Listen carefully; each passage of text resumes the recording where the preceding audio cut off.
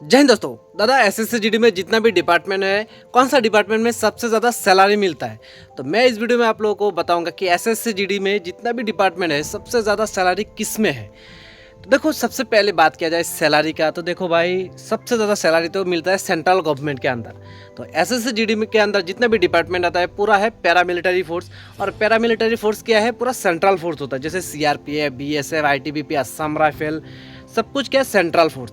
तो अगर आप इसमें ज्वाइन होगे ना, तो इसका जो बेसिक है, सबसे पहले बेसिक होगा आप लोग का 21,700 का बेसिक। इसके बाद आप लोग का डीए मिलेगा। इसके बाद क्या होगा, अलग अलग डिपार्टमेंट में अलग अलग होता है और पोस्टिंग वाइज भी अलग अलग होता है। जैसे मान लो कि अभी हम लोग मेरे को मान लो कि मैं त्रिपुरा से हूँ, तो अगर मेरा पोस्टिंग त्रिपुरा में होगा तो त्रिपुरा में इतना रिक्स है नहीं, इसलिए क्या है, त्रिपुरा में रिक्स अलाउंस है नहीं।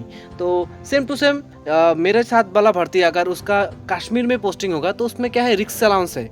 तो सेम भर्ती सेम है, लेकिन जो सैलरी है उसमें अंतर दिखाई देगा। इसलिए सबसे पहले आप लोगों का बेसिक है 21,700। इसके बाद डीए मिलेगा। इसके बाद आप लोगों का राशन मनी मिलेगा, जो देना ना देना कोई मतलब नहीं, क्योंकि देता भी है ले लेता है, उससे कोई लेना देना है नहीं। इसके बाद अगर अपने दिल्ली वगैरह रहते हो तो उधर टीपीटी एचआरए भी मिलेगा।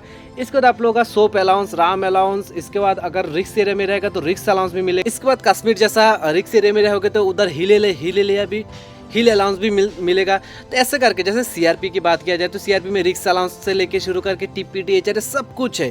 सेम बीएसएफ में भी है, सेम आईटीबीपी में भी है, असम राइफल में भी है, सीआईएसएफ, एसएसबी, हर किसी में है। अभी बात कर लेता हूँ, मतलब एवरेज नॉर्मल एरिया जो पीस एरिया है ना, और फर्स्ट पोस्टिंग में पीस एरिया में कितना मिल सकता है, तो देखो कम से कम 45,000 से लेके 50,000, 45 से 50,000 नॉर्मल जो पीस एरिया है पोस्ट ट्रेनिंग के बाद उन लोगों को कैसे ना कैसे करके मिल ही जाएगा। इसका मान लेता हूँ जो मॉडरेट एरिया में है, जैसे मान लो रिक्स एरिया भी नहीं है, एकदम पीस एरिया भी नहीं है, शांत इलाका भी नहीं है, एकदम खतरनाक भी नहीं है, तो उन लोगों को क्या है 55,000 से लेके 57,000 तक 55 to 57,000 मंथली आराम से मिल सकता है। इसके बाद मान लेता हूँ जिनका हाई रिस्क एरिया है, उन लोगों को कितना मिल सकता है। जैसे मान लो बेसिक के साथ उन लोगों को 21,700 रिक्स अलाउंस मिलेगा, जो हम लोगों को मिलता ही नहीं, मतलब त्रिपुरा वाला को, जो मान लो जो पीस एरिया वाला को मिलेगा नहीं। इसके बाद मान लो जो मॉडरेट वाला है, रिक्स एरिया भी 3 प्रकार का होता है। एक होता है फर्स्ट, सेकेंड, थर्ड। फर्स्ट में 21,700, सेकेंड में 12,000, थर्ड में 9,400। अभी बात कर लेते हो फास्ट की, तो फास्ट का तो भाई 70,000 प्लस मिलेगा भाई। कितना है, 70 प्लस मिल सकता है। अभी देखो, अभी ऐसा बहुत है, जैसे अभी नया नॉर्थ ईस्ट में नया कुछ अलाउंस लागू किया गया है, जैसे एसडीए, एससीए, टीए, डीए, ये ऐसे दिया जाता है। कुछ स्टेट में 3 महीना के बाद एक साथ डाला जाता है, कुछ स्टेट में 1 साल में पूरा एक साथ डालता है। देखो, 1 साल में डालने का एक फ़ायदा हम लोग का है, फोर्स वाला का है, कि एक साथ बहुत ज़्यादा पैसा मिलता है।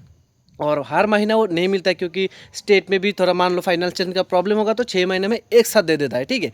तो भाई सैलरी अभी खुद मान के चलो कि सैलरी जो है ना, हर डिपार्टमेंट में कम से कम 1-2 हज़ार का ही ऊपर नीचे हो सकता है, और पोस्टिंग वाइज ऊपर नीचे हो सकता है। जैसे मैं जितना का भर्ती हूँ, मान लो कि मैं 10 का भर्ती हूँ, मेरे को 10,000 मिल रहा है, तो मेरे साथ वाला का क्या कितना मिल रहा है, 20,000 मिल रहा है, क्योंकि वो रिक्स एरिया में है, उसका ज़्यादा ड्यूटी है, मेरा कम ड्यूटी है, तो मैं क्या है, कम पैसा मिलेगा। तो ऐसे करके जो पैसा है वो एवरेज है, ऐसा कुछ नहीं कि सीआरपी में आएगा तो ज़्यादा पैसा मिलेगा, बीएसएफ में कम, ऐसा कुछ नहीं, ठीक है।